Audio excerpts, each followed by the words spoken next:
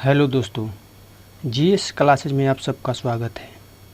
तो आज हम पढ़ेंगे आधुनिक भारत में ब्रिटिश गवर्नर जनरल या उनके भारत में महत्वपूर्ण कार्य। तो चलते हैं अपने क्वेश्चन की तरफ।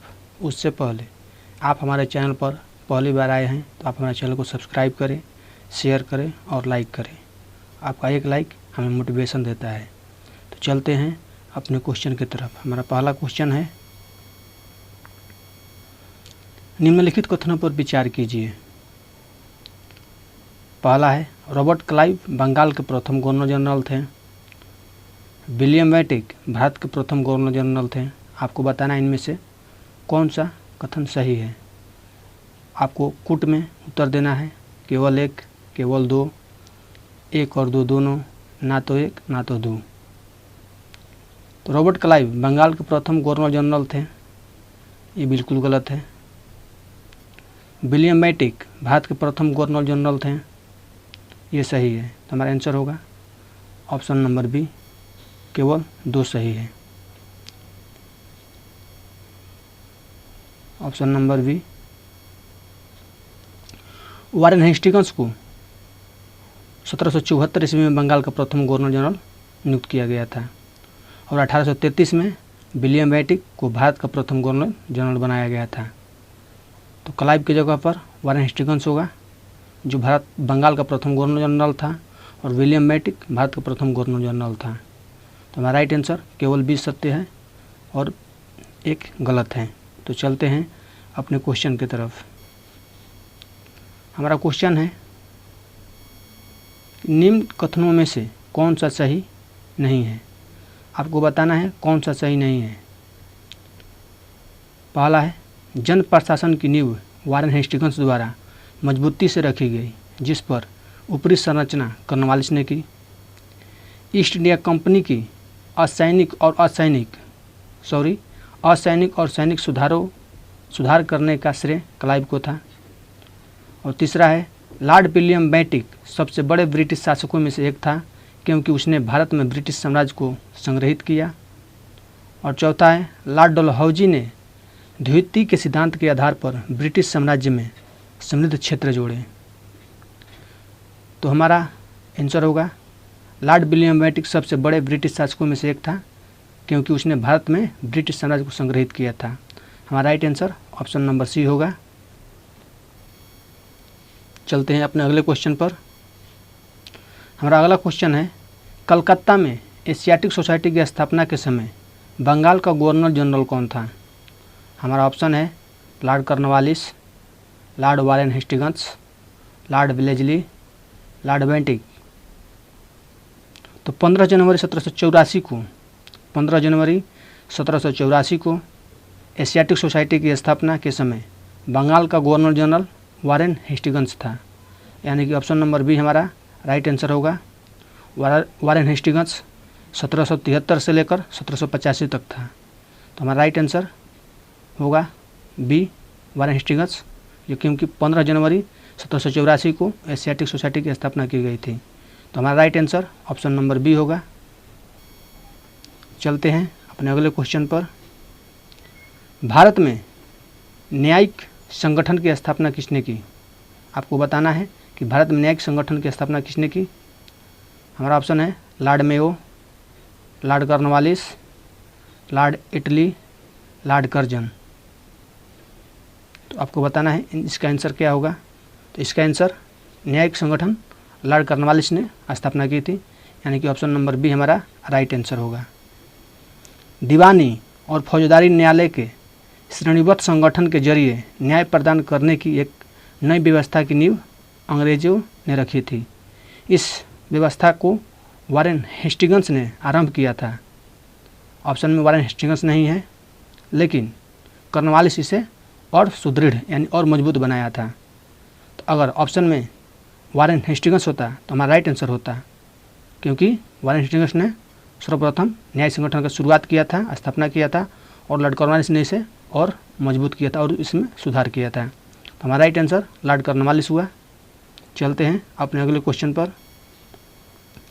निम्नलिखित में से किसने बंगाल में द्वैध शासन प्रणाली को समाप्त किया। आपको बताना है कि द्वैध शासन प्रणाली को किसने समाप्त किया था बंगाल में? हमारा ऑप्शन है Robert Clive, Lord Cornwallis, Warren Hastings, उपरोक्त में से कोई नहीं। तो बंगाल में द्वैध शासन प्रणाली वारेन हेस्टिंग्स ने समाप्त किया था, यानी कि ऑप्शन नंबर सी हमारा राइट आंसर होगा। वारेन हेस्टिंग्स के कार्यकाल में 1772 ईस्वी में कोर्ट ऑफ डायरेक्टरी ने दोहरी शासन प्रणाली को समाप्त करने का निर्णय लिया तथा कलकत्ता परिषद एवं उनके प्रधान को आज्ञा दी कि वे स्वयं दीवान बने और बंगाल, बिहार तथा उड़ीसा के प्रबंध को अपने हाथ में ले लें।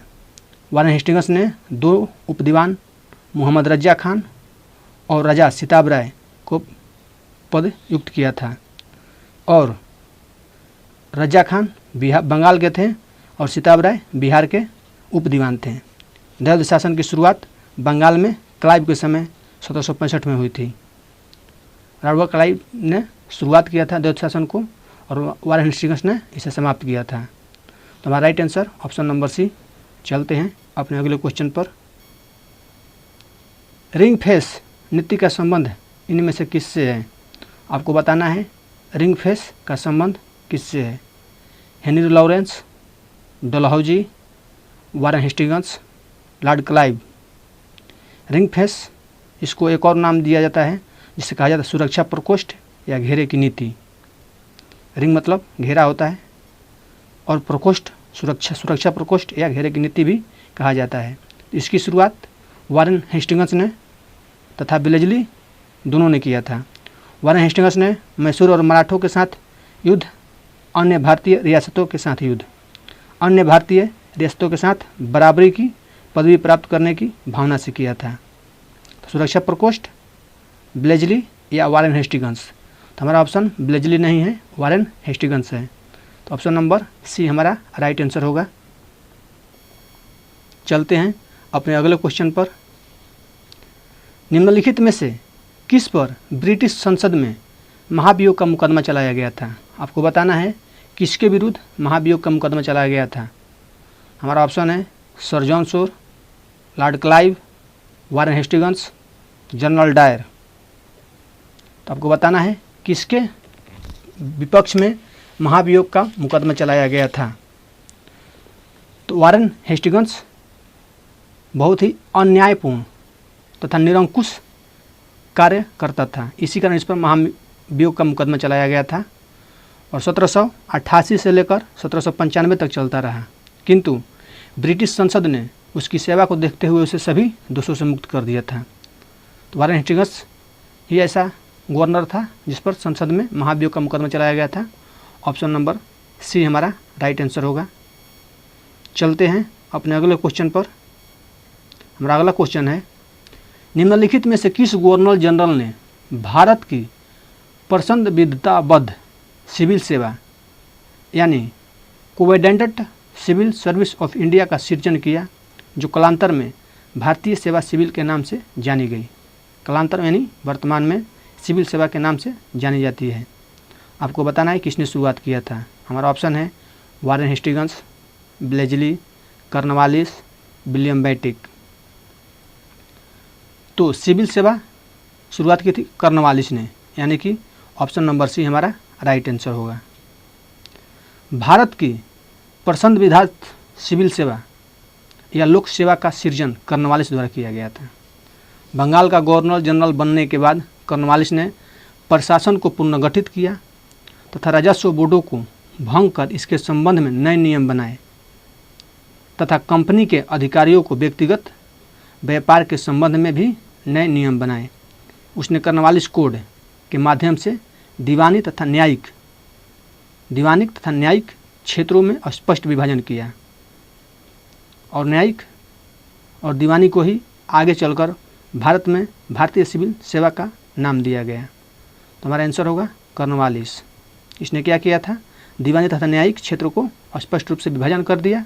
यह आगे चलकर भारतीय सिविल सेवा का पूर्ण ले लिया था। तो चलते हैं अपने अगले क्वेश्चन पर। हमारा आंसर होगा कॉर्नवालिस ने ही भारतीय सिविल सेवा की प्रारंभ किया था। चलते हैं अपने अगले क्वेश्चन पर। हमारा अगला क्वेश्चन है लॉर्ड कॉर्नवालिस की कब्र कहाँ स्थित है? आपको बताना है कि कॉर्नवालिस का कब्र कहाँ स्थित है। भारत में ही है और उत्तर प्रदेश में है। तो आपको बताना है उत्तर प्रदेश में कहाँ है। ऑप्शन है गाजीपुर, बलिया, वाराणसी, गोरखपुर। तो लॉर्ड कॉर्नवालिस का कब्र गाजीपुर में है। लॉर्ड कॉर्नवालिस 1786 से लेकर 1793 तक और फिर 30 जुलाई 1805 से 5 अक्टूबर 1805 तक बंगाल का गवर्नर जनरल भी रहा। इसे भारत में इस्तेमारी अथवा अस्थायी बंदोबस्त, न्यायिक संहिता और भारतीय लोक सेवा के प्रवर्तक के रूप में भी जाना जाता है। इसकी मृत्यु 5 अक्टूबर 1805 को गाजीपुर में हुई थी। यहीं पर इसकी कब्र स्थित है। यानी कि लॉर्ड कॉर्नवालिस का कब्र कहाँ स्थित है? तो गाजीपुर में। हमारा ऑप्शन होगा ऑप्शन नंबर ए हमारा राइट आंसर। चलते हैं अपने अगले क्वेश्चन पर। हमारा अगला क्वेश्चन है, लॉर्ड वेलेस्ली की सहायक संधि को स्वीकार करने वाला पहला मराठा सरदार कौन था? आपको बताना है लॉर्ड वेलेस्ली की सहायक संधि को स्वीकार करने वाला पहला मराठा सरदार कौन था? हमारा ऑप्शन है पेशवा बाजीराव द्वितीय, रघुजी भोसले, दौलत राव सिंधिया, इनमें से कोई नहीं। तो हमारा आंसर होगा दौलत राव सिंधिया। दौलत राव सिंधिया और जसवंत होलकर दोनों पूना में अपने को सर्वश्रेष्ठ प्रदर्शित करना चाहते थे। जसवंत होलकर और दौलत राव सिंधिया अपने आप को दोनों सर्वश्रेष्ठ प्रदर्शित करना चाहते थे। बाजीराव द्वितीय सिंधिया के साथ दे रहा था। उसने 1801 ईस्वी में जसवंत के भाई की हत्या कर दी। परिणाम स्वरूप क्या हुआ कि जसवंत सिंह होलकर की सेना ने पूना पर आक्रमण कर पेशवा और सिंधिया को संयुक्त सेना को परास्त कर दिया। बाजीराव द्वितीय ने भागकर वसिन में शरण ली थी। वसिन एक जगह का नाम है जहाँ पर बाजीराव द्वितीय ने शरण लिया था भागकर। और 31 दिसंबर 1802 को अंग्रेजों से वसिन की संधि की। तो हमारा और वेलेस्ली की सहायक संधि स्वीकार कर लिया था कौन? बाजीराव द्वितीय। हमारा ऑप्शन नंबर ए हमारा राइट आंसर होगा। सॉरी, हाँ सही है। पेशवा बाजीराव द्वितीय ने सहायक संधि स्वीकार सबसे पहले किया था। ऑप्शन नंबर ए हमारा राइट आंसर होगा। चलते हैं अपने अगले क्वेश्चन पर। हमारा अगला क्वेश्चन है, लॉर्ड वेलेस्ली द्वारा लागू की गई सहायक संधि व्यवस्था के बारे में निम्नलिखित में से कौन सा कथन लागू नहीं होता है? आपको बताना है कि लॉर्ड वेलेस्ली की जो सहायक संधि थी उसके बारे में कौन सा कथन लागू नहीं होता है या कौन सा नियम लागू नहीं होता है।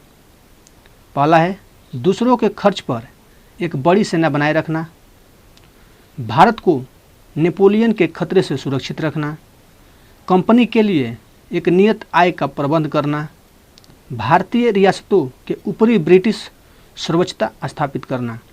आपको बताना है इनमें से कौन सा कथन लागू नहीं होता है लॉर्ड वेलेस्ली के सहायक संधि के बारे में।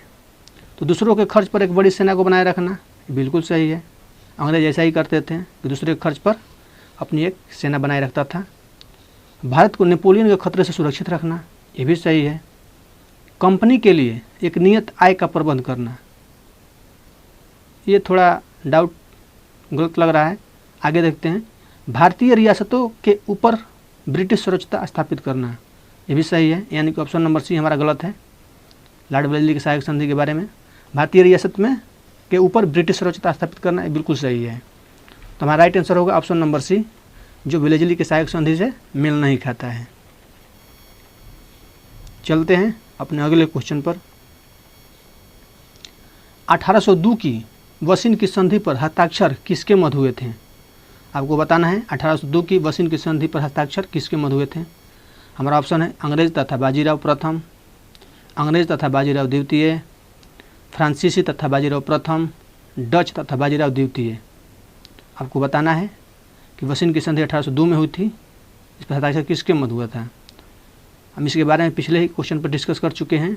इसमें बाजीराव द्वितीय था और अंग्रेज, यानी कि ऑप्शन नंबर बी हमारा राइट आंसर होगा। बी हमारा राइट आंसर, अंग्रेज तथा बाजीराव द्वितीय के बीच 1802 के वसिन की संधि पर हस्ताक्षर हुए थे। तो चलते हैं अपने अगले क्वेश्चन पर। हमारा अगला क्वेश्चन है, ईस्ट इंडिया कंपनी का राजपूत राज्यों में सहायक संधि करने का मुख्य उद्देश्य क्या था? आपको बताना है कि सहायक संधि करने का मुख्य उद्देश्य क्या था अंग्रेजों का, ईस्ट इंडिया कंपनी का। हमारा ऑप्शन है शत्रु के विरुद्ध सैनिक सहायता प्राप्त करना। मराठा पिंडारी आक्रमण से इन राज्यों को सुरक्षा। खिराज के रूप में धन प्राप्त करना। अंग्रेजों की प्रभुसत्ता स्थापित करना। आपको बताना है इनमें से कौन सहायक संधि के मुख्य उद्देश्य था। तो अंग्रेजों की प्रभुसत्ता स्थापित करना यानी अंग्रेजों को भारत पर प्रभुसत्ता स्थापित करना था, यानी कि ऑप्शन नंबर डी हमारा सही है। सहायक संधि का मुख्य उद्देश्य यही था कि अंग्रेज भारत पर प्रभुसत्ता अपना स्थापित करना चाहते थे। हमारा डी है राइट आंसर होगा, ऑप्शन नंबर डी। चलते हैं अपने अगले क्वेश्चन पर। निम्न में से सहायक संधि स्वीकार नहीं की थी। आपको बताना है कि इनमें से कौन सहायक संधि स्वीकार नहीं की थी। हैदराबाद के निजाम, इंदौर के होलकर राज, जोधपुर के राजपूत राज, मैसूर का शासक।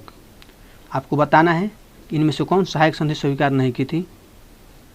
हैदराबाद के निजाम ने स्वीकार किया था, जोधपुर के राजपूत राज्य ने भी स्वीकार किया था, मैसूर के शासक ने भी स्वीकार किया था और इंदौर के होलकर राज स्वीकार नहीं किया था।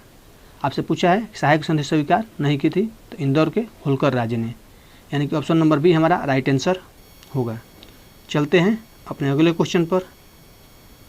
सहायक संधि को स्वीकार करने वाला पहला शासक, आपको बताना है सहायक संधि को स्वीकार करने वाला पहला शासक कौन था। अवध का नवाब, हैदराबाद का निजाम, पेशवा बाजीराव द्वितीय, त्रावणकोर का राजा। तो प्रथम सहायक संधि 1765 ईस्वी में हुई थी, उसमें अवध के नवाब से की गई थी। यदि क्वेश्चन यहाँ पर यह होता कि बिलजली की सहायक संधि को स्वीकार करने वाला प्रथम राज्य कौन था, तो हैदराबाद होगा, जो 1798 और 1800 ईस्वी में किया था। हैदराबाद के निजाम ने सर्वप्रथम हैदराबाद ने किया था 1798 में। किसका, तो बिलजली की सहायक संधि। यहाँ पर केवल है सहायक संधि स्वीकार करने वाला, तो अवध का नवाब यानी कि 1765 में हुआ था। हमारा right answer option number A होगा। सहायक संधि स्वीकार करने वाला पहला शासक अवध का नवाब था। और क्वेश्चन यहाँ पर यह होता कि बिलजली की सहायक संधि स्वीकार करने वाला पहला शासक, तो हैदराबाद का निजाम हमारा राइट आंसर होता। लेकिन यहाँ पर पूछा है कि सहायक संधि को स्वीकार करने वाला पहला शासक कौन था, तो अवध का नवाब था, जो कब हुआ था, तो 1765 में हुआ था। अवध का 1765 में, और हैदराबाद कब हुआ था, तो हुआ था 1798 में। 1798 में हुआ था हैदराबाद बिलजली की सहायक संधि। और यहाँ पर सहायक संधि पूछा है, केवल सहायक संधि पूछा है, तो हमारा राइट आंसर अवध का नवाब होगा, यानी कि ऑप्शन नंबर ए हमारा राइट आंसर। चलते हैं अपने अगले क्वेश्चन पर। अगला क्वेश्चन है हमारा, निम्नांकित युग्मों में से कौन सा सही सुमेलित नहीं है। आपको बताना है इन युग्मों में कौन सा सही सुमेलित नहीं है। बक्सर का युद्ध 1764, सहायक संधि 1863, भारत में ईस्ट इंडिया कंपनी का एकाधिकार 1833, ब्रिटिश नागरिकों एवं कंपनियों के लिए भारत में व्यापार का खोला जाना। तो आपको बताना है इनमें से कौन सा कथन सही सुमेलित नहीं है। तो बक्सर का युद्ध 1764 में हुआ था, बिल्कुल सही है। सहायक संधि 1863 ये गलत है, क्योंकि सहायक संधि कब हुआ था, तो 1765 में, और बिलजली की सहायक संधि 1798 में। तो यहाँ पर ना ही 1765 है और ना ही 1788 है। यहाँ पर हमारा बी सही सुमेलित नहीं है। हमारा राइट आंसर बी होगा, जो सही सुमेलित नहीं पूछा हुआ है। और भारत में ईस्ट इंडिया कंपनी का एकाधिकार 1833 बिल्कुल सही है। ब्रिटिश नागरिकों एवं कंपनियों के लिए भारत में व्यापार का खोला जाना 1813 बिल्कुल सही है। तो यहाँ पर सहायक संधि 1765 और बिलजली का सहायक संधि पूछ लिया तो 1798। तो हमारा राइट आंसर होगा, ये गलत है, यहाँ पे इसके जगह पे ये 1758 होगा। तो चलते हैं अपने अगले क्वेश्चन पर। आंग्ल नेपाल युद्ध किसके शासनकाल में हुआ था। आपको बताना है आंग्ल नेपाल युद्ध किसके शासनकाल में हुआ था। हमारा ऑप्शन है Lord Cornwallis, Lord Hastings, Lord Wellesley, Warren Hastings. आंग्ल नेपाल युद्ध 1814 से 1816 के बीच लॉर्ड हेस्टिंग्स के गवर्नर जनरल के काल में, जिसका काल था 1813 से 1823 तक, वारेन हेस्टिंग्स का गवर्नर बनकर आया था, जो 1813 से लेकर 23 तक था, जो कि 1815 ईस्वी में जब आंग्ल नेपाल युद्ध हुआ, उसके बाद 1815 ईस्वी में सुगौली की संधि से समाप्त हुआ। यानी कि 1815 में ईस्वी में सुगौली की संधि के तहत समाप्त हुआ, जो आगे चलकर 2 दिसंबर 1815 में हुई थी, जिसका अनुमोदन, सहायक संधि का अनुमोदन 4 मार्च 1816 को किया गया था। तो हमारा राइट आंसर होगा वारेन हेस्टिंग्स, यानी कि ऑप्शन नंबर बी हमारा राइट आंसर होगा। आपसे पूछा है किसके शासनकाल में हुआ था, वारेन हेस्टिंग्स के शासनकाल में। तो चलते हैं अपने अगले क्वेश्चन पर। यहाँ पे है सुगौली की संधि कब हुई थी, आपको बताना है सुगौली की संधि कब हुई थी। तो 1803, 1805, 1815। सुगौली की संधि कब हुई थी, 1815 में हुई थी। और आंग्ल नेपाल युद्ध कब कितने साल तक चला था, तो 1814 से लेकर 1816 तक चला था। और 15 में सुगौली की संधि हुई थी, जिसके तहत समाप्त हुआ और पूर्ण रूप से 4 मार्च 1816 को अनुमोदन किया गया था इस सुगौली की संधि को। तो चलते हैं अपने अगले क्वेश्चन पर। हमारा अगला क्वेश्चन है कि सर थॉमस मुनरो किन वर्षों में मद्रास के गवर्नर रहे। आपको बताना है कि सर थॉमस मुनरो भारत के मद्रास के गवर्नर कब तक रहे। हमारा आंसर होगा ऑप्शन नंबर ए 1820 से 1827 तक। सर थॉमस मुनरो 1820 से 1827 ईस्वी तक मद्रास के गवर्नर रहे। दक्षिण भारत में भू राजस्व वसूली हेतु लागू की गई व्यवस्था रैयतबाड़ी व्यवस्था सर थॉमस मुनरो और कैप्टन रीड थे, जो दक्षिण भारत में रैयतबाड़ी व्यवस्था की शुरुआत किया था। तो सर थॉमस मुनरो कब तक मद्रास के गवर्नर रहे थे, तो 1820 से 1827 तक, और इसने ही रैयतबाड़ी व्यवस्था की जन्मदाता भी माना जाता है। तो हमारा right answer option number A. चलते हैं अपने अगले क्वेश्चन पर। तथाकथित कुशासन के आधार पर किस गवर्नर जनरल ने मैसूर राज्य के प्रशासन को लिया था। आपको बताना है लॉर्ड वेलेस्ली ने, लॉर्ड हेस्टिंग्स ने, लॉर्ड विलियम बेंटिक ने, लॉर्ड हार्डिंग ने। आपका क्वेश्चन है तथाकथित कुशासन के आधार पर किस गवर्नर जनरल ने मैसूर राज्य के प्रशासन को ले लिया था। तो हमारा आंसर होगा विलियम बेंटिक। विलियम बेंटिक ने 1831 ईस्वी में मैसूर तथा 1834 ईस्वी में कुर्ग तथा कछार की रियासत अपने प्रदेश में मिला लिया था। कौन, लॉर्ड विलियम बेंटिक, यानी कि ऑप्शन नंबर सी हमारा राइट आंसर होगा। और आपसे पूछा जाए कि मैसूर राज्य को कब अंग्रेजी राज्य में मिलाया गया, तो कब, 1831 में। मैसूर राज्य को 1831 में। चलते हैं अपने अगले क्वेश्चन पर। निम्नलिखित में से कौन सा युग्म सही सुमेलित नहीं है। आपको बताना है इनमें से कौन सा सही सुमेलित नहीं है। हमारा पहला है ऑप्शन हेक्टर मुनरो बक्सर का युद्ध, लॉर्ड हेस्टिंग्स आंग्ल नेपाल युद्ध, लॉर्ड वेलेस्ली चतुर्थ आंग्ल मैसूर युद्ध, लॉर्ड कॉर्नवालिस तृतीय आंग्ल मराठा युद्ध। आपको बताना है इनमें से कौन सा सही नहीं है। तो लॉर्ड कॉर्नवालिस तृतीय आंग्ल मराठा युद्ध ये बिल्कुल गलत है, क्योंकि तृतीय आंग्ल मराठा युद्ध 1817 से 1818 तक लॉर्ड हेस्टिंग्स के समय में हुआ था, यानी कि डी हमारा गलत है। और हेक्टर मुनरो बक्सर के युद्ध में सम्मिलित था। लॉर्ड हेस्टिंग्स आंग्ल नेपाल युद्ध में सम्मिलित था। लॉर्ड वेलेस्ली चतुर्थ आंग्ल मैसूर युद्ध में सम्मिलित था। और लॉर्ड कॉर्नवालिस तृतीय आंग्ल मराठा युद्ध में सम्मिलित नहीं था। तृतीय आंग्ल मराठा युद्ध में कौन सम्मिलित था, तो लॉर्ड हेस्टिंग्स। ये कब तक हुआ था, तो 1817 से 1818 तक चला था तृतीय आंग्ल मराठा युद्ध। हमारा right answer option number D होगा, जो क्वेश्चन में पूछा गया है कि कौन सा सही सुमेलित नहीं है। तो डी सही सुमेलित नहीं है। चलते हैं अपने अगले क्वेश्चन पर। ठगों के दमन में निम्नलिखित में से कौन संबंध था? आपको बताना है ठगों का दमन किसके हाथों से हुआ था।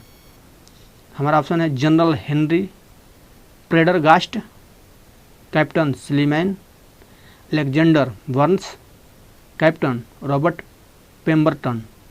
आपको बताना है ठगों के दमन से कौन संबंधित है। हमारा आंसर होगा option number B, captain Sleeman. ठगों को 1837 ईस्वी में संगठित रूप से अंत हो गया। लॉर्ड विलियम बेंटिक ने कैप्टन स्लीमैन को ठगों के विरुद्ध कार्रवाई करने के लिए नियुक्त किया था। अगर यहाँ पर स्लीमैन नहीं होता तो हमारा आंसर विलियम बेंटिक भी होता, लेकिन विलियम बेंटिक नहीं है ऑप्शन में। विलियम बेंटिक ने ही स्लीमैन को नियुक्त किया था ठगों को दमन के लिए। तो हमारा right answer option number B. और यहाँ पर पूछ लेता किस गवर्नर जनरल के कार्यकाल में हुआ था, तो लॉर्ड विलियम बेंटिक के शासनकाल में हुआ था। किसने किया था, तो कैप्टन स्लीमैन ने। कैप्टन स्लीमैन को किसने नियुक्त किया था, तो लॉर्ड विलियम बेंटिक ने। तो हमारा right answer option number B. चलते हैं अपने अगले क्वेश्चन पर। सती प्रथा पर पाबंदी किसने लगाई? आपको बताना है सती प्रथा पर पाबंदी किसने लगाई थी। हमारा ऑप्शन है Warren Hastings, Lord Curzon, William Bentinck, Lord Canning. आपको बताना है सती प्रथा पर पाबंदी किसने लगाई थी। तो लॉर्ड विलियम बेंटिक ने ही सती प्रथा पर पाबंदी लगाई थी। विलियम बेंटिक ने कानून बनाकर सती प्रथा को पूरी तरह प्रतिबंधित कर दिया। दिसंबर 1829 के नियम 17 के द्वारा विधवाओं को जलाना अवैध घोषित कर दिया। आरंभ में, और यहाँ पर क्वेश्चन पूछा जाता है आपसे कि आरंभ में सती प्रथा कहाँ पर लागू हुआ था, सती प्रथा कानून कहाँ पे लागू हुआ था, तो कानून सर्वप्रथम बंगाल में लागू हुआ था और आगे फिर 1830 में यह नियम बम्बई और मद्रास प्रेसिडेंसी में लागू कर दी गई। भारत 3 प्रेसिडेंसी में विभाजित था। पहला प्रेसिडेंसी बंगाल था और दूसरा मुंबई और तीसरा मद्रास। पूरे भारत में 3 प्रेसिडेंसी थी, जिसमें सर्वप्रथम बंगाल प्रेसिडेंसी में सती प्रथा पर पाबंदी लगाई गई थी। फिर 1830 में बम्बई और मद्रास प्रेसिडेंसी में लागू कर दिया गया था। यानी कि पूरे भारत में 1830 तक सती प्रथा पर पाबंदी लगाई गई थी। किसके शासनकाल में, तो लॉर्ड विलियम बेंटिक, यानी कि ऑप्शन नंबर सी हमारा राइट आंसर होगा। चलते हैं अपने अगले क्वेश्चन पर। हमारा अगला क्वेश्चन है लॉर्ड डलहौजी द्वारा अवध का अंग्रेजी राज्य में विलय निम्न में से किस रीति से हुआ था। आपको बताना है कि लॉर्ड विलियम द्वारा जो अवध के अंग्रेजी राज्य में विलय हुआ था वह किस नीति से हुआ था। यहाँ पर मिसप्रिंट हो गया है। हमारा ऑप्शन है अपहरण की नीति द्वारा, युद्ध द्वारा, सहायक संधि द्वारा, कुप्रशासन के कारण। तो लॉर्ड डलहौजी ने अवध के नवाब वाजिद अली शाह पर कुशासन का आरोप लगाकर 13 फरवरी 1856 को उसका अंग्रेजी राज्य में विलय कर दिया, यानी कि कुप्रशासन हमारा राइट आंसर होगा ऑप्शन नंबर डी, कुप्रशासन के कारण। और व्यापगत के सिद्धांत के अनुसार, व्यापगत यानी कि हड़प नीति के तहत पहला सतारा था, फिर जैतपुर, फिर संबलपुर, बघात, उदयपुर, झांसी, नागपुर और अंतिम करौली था। करौली को हड़प नीति द्वारा हड़प लिया गया था और फिर इसे मुक्त भी कर दिया गया था। किसको, करौली को। तो हमारा राइट आंसर कुप्रशासन के कारण ही अवध को अपने राज्य में, अंग्रेजी राज्य में मिला लिया था। हमारा right answer option number D. चलते हैं अपने अगले क्वेश्चन पर। हमारा अगला क्वेश्चन है अधोलिखित युगों में से कौन सुमेलित नहीं है।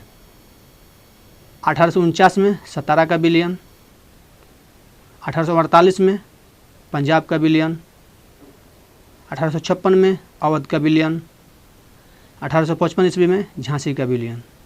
अभी हमने जिक्र किया था कि 1856 में अवध का विलयन किया गया था, यानी कि ऑप्शन नंबर सी हमारा राइट आंसर होगा। चलते हैं अपने अगले क्वेश्चन पर। विलियम बेंटिक के द्वारा सती प्रथा किस वर्ष समाप्त की गई थी। हमारा ऑप्शन है 1825 ईस्वी में, 1827 ईस्वी में, 1829 ईस्वी में, 1830 ईस्वी में। आपसे पूछा गया है विलियम बेंटिक द्वारा सती प्रथा किस वर्ष समाप्त की गई थी, तो हमारा 1829 राइट आंसर होगा। बंगाल में सर्वप्रथम 1829 में ही सती प्रथा पर पाबंदी लगाई गई थी, यानी कि ऑप्शन नंबर सी हमारा राइट आंसर होगा। और 1830 में पूरे भारत में यानी कि मुंबई, बम्बई और मद्रास प्रेसिडेंसी में लागू किया गया था, और बंगाल प्रेसिडेंसी में 1829 में। तो हमारा राइट आंसर 1829 होगा। चलते हैं अपने अगले क्वेश्चन पर। उससे पहले आप हमारे चैनल पर पहली बार आए हैं तो आप हमारे चैनल को सब्सक्राइब करें और शेयर करें, और साथ ही साथ लाइक करते रहिए। चलते हैं अगले क्वेश्चन पर। इनमें से किस वर्ष बंगाल से दासों को निर्यात पर रोक लगा दिया गया? आपको बताना है जो बंगाल से दास का निर्यात होता था उस पर कब रोक लगाया गया था। हमारा ऑप्शन है 1764, 1789, 1858, 1868। तो 1789 ईस्वी की घोषणा द्वारा बंगाल से दासों को निर्यात बंद कर दिया गया था, तो हमारा राइट आंसर 1789 होगा, यानी कि option number B right answer. चलते हैं अपने अगले क्वेश्चन पर। निम्नलिखित में से किसने विलय की नीति नियोजित एवं क्रियान्वित की?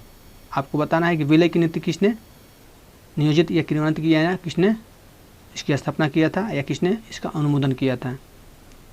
हमारा ऑप्शन है वेलेस्ली, हेस्टिंग्स, डलहौजी, क्लाइव। तो हमारा राइट आंसर, आप सबको पता होगा कि विलय की नीति डलहौजी ने शुरुआत किया था। हमारा राइट आंसर ऑप्शन नंबर सी।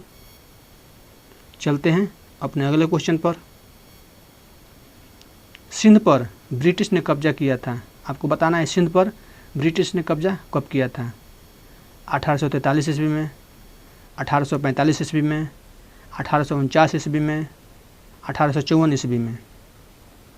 तो हमारा राइट आंसर होगा ऑप्शन नंबर ए 1843 हमारा राइट आंसर होगा। 1843 में सिंध पर ब्रिटिश ने कब्जा किया था, यानी कि 1843 हमारा राइट आंसर। चलते हैं अपने अगले क्वेश्चन पर। हमारा अगला क्वेश्चन है अंग्रेजों द्वारा सिंध विजय संपन्न हुआ था किसके समय में? हमारा ऑप्शन है लॉर्ड एलनबरो के समय, लॉर्ड हार्डिंग के समय, लॉर्ड ऑकलैंड के समय, लॉर्ड एमहर्स्ट के समय।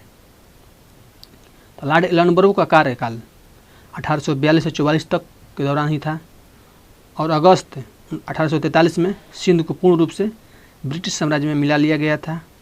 यह प्रथम आंग्ल अफगान युद्ध का एक प्रमुख परिणाम था। जब प्रथम आंग्ल अफगान युद्ध हुआ था उसी समय अंग्रेजों ने सिंध को विजित कर लिया था, जीत लिया था और अपने अंग्रेजी राज्य में मिला लिया था। तो हमारा राइट आंसर होगा option number A Lord Ellenborough के समय।